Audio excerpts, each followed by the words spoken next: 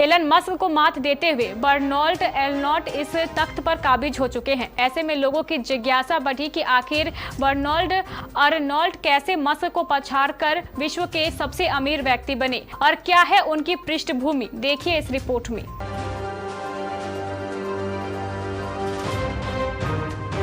विश्व के टॉप 10 रईसों को लेकर फोर्ब्स लिस्ट ने पिछली बार जो इंडेक्स जारी किया था उसमें यह खुलासा हुआ कि बर्नार्ड अर्नॉल्ट ने टेस्ला और ट्विटर सीईओ एलन मस्क को पछाड़ते हुए अपनी बादशाहत कायम कर ली है। एलन मस्क पिछले कई महीनों से दुनिया के शीर्ष धनकुबेर बने हुए थे, मगर अर्नॉल्ट ने उनका ताज छीन लिया। फोर्ब्स की हालिया जारी लिस्ट के मुताबिक बर्नार्ड अर्नॉल्ट की संपत्ति 146.2 अरब डॉलर है। वहीं एलन मस्क की कुल पर्सनल संपत्ति की बात करें तो ये 185.7 बिलियन डॉलर है। अक्सर लोग एलन मस्क के बिजनेस के बारे में जानते हैं और उनकी पृष्ठभूमि भी, मगर केबीसी न्यूज आज आपको बताने जा रहा है कि मस्क को पछाड़ने वाले बर्नार्ड अर्नॉल्ट किस चीज का व्यापार करते हैं और उनका बैकग्राउंड क्या रहा है।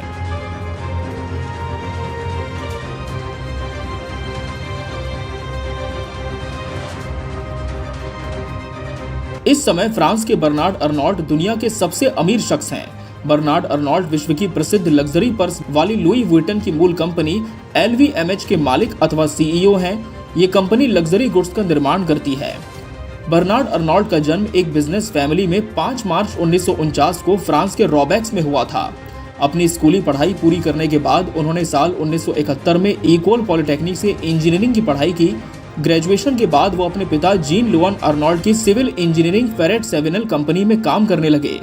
साल 1976 में उन्होंने अपने पिता को इस कंपनी के कुछ स्टेक्स बेचने के लिए राजी कर लिया, जिससे उन्होंने 40 मिलियन फ्रेंच फ्रांस कमाए और इन पैसों का इस्तेमाल उन्होंने उस समय के उभरते क्षेत्र रियल एस्टेट में किया। इसके बाद उन्होंने अपनी कंपनी का नाम फेरिनेल रखा और वो तेजी से कंपनी को बढ़ाने में लग गए।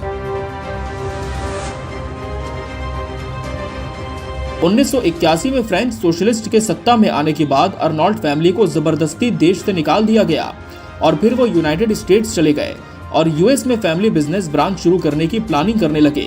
1983 में फ्रांस में राजनीतिक परिवेश बदला, वो फिर फ्रांस लौट आए। इसी दौरान उन्होंने कंपनियों को खरीदना शुरू कर दिया और क्रिश्चियन डायोर ब्रांड और ली बोन मार्च डिपार्टमेंट स्टोर के ओनर बने और 1985 में डियोर कंपनी के सीईओ भी बन गए।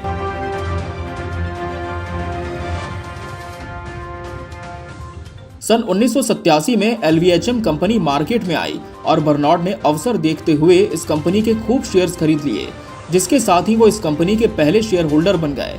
इनकी company LVMH fashion and leather goods का बिजनेस करती है।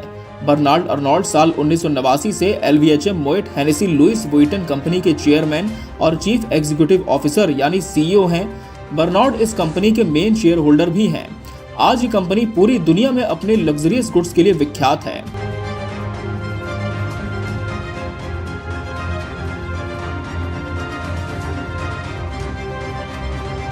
नब्बे के दशक में बर्नार्ड अर्नॉल्ट ने परफ्यूम फर्म को खरीद लिया। साल 1994 में गुएरलिन, 1996 में लोइव, 1997 में मार्क जैकब्स, 1997 में ही सिफोरा और 1990 में थॉमस पिंक जैसी कई कंपनियों को ये खरीदते हुए इनके मालिक बने। अप्रैल 2019 में इनकी कंपनी ने luxury hotel and restaurant group Belmond को 3.2 बिलियन डॉलर में खरीद लिया था। इनकी इस कंपनी के 75 ब्रांड हैं और इनकी 4590 स्टोर दुनिया भर में हैं। फोर्ब्स की लिस्ट के मुताबिक इनकी कुल संपत्ति फ्रांस की जीडीपी का 3% है।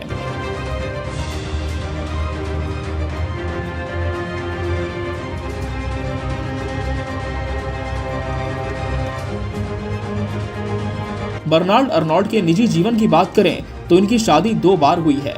पहली शादी से उनके 2 बच्चे हैं और दूसरी से 3। इनकी एक बेटी लुइस वुइटन LVMH कंपनी की वाइस प्रेसिडेंट हैं और एग्जीक्यूटिव कमिटीज की मेंबर भी हैं। बर्नार्ड अर्नॉल्ट और उनके परिवार की LVMH में हिस्सेदारी है। LVMH के ब्रांड में Louis Vuitton, Moet and Chandon, Hennessy, Christian Dior, Fendi, Sephora और व्यूव क्लिकोट शामिल हैं। बर्नार्ड अर्नॉल्ट की क्रिश्चियन डायर में 96.5% की हिस्सेदारी है।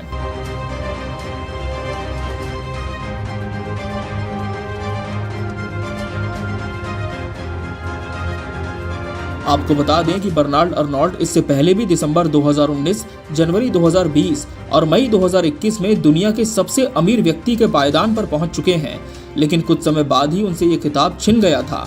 उस समय इनसे पहले अमेज़न के जेफ बेजोस और माइक्रोसॉफ्ट के बिल गेट्स इस क्लब में थे। बहरहाल इस बार विश्व के नंबर 1 का ताज बर्नार्ड अर्नोल्ट के सर पर कब तक बरकरार रहता है और उनके लिए इस ताज को बनाए रखने में एलन मस्क या फिर तेजी से उभरते भारतीय उद्योगपति गौतम अडानी क्या चुनौती साबित होते हैं, ये देखने वाली बात होगी।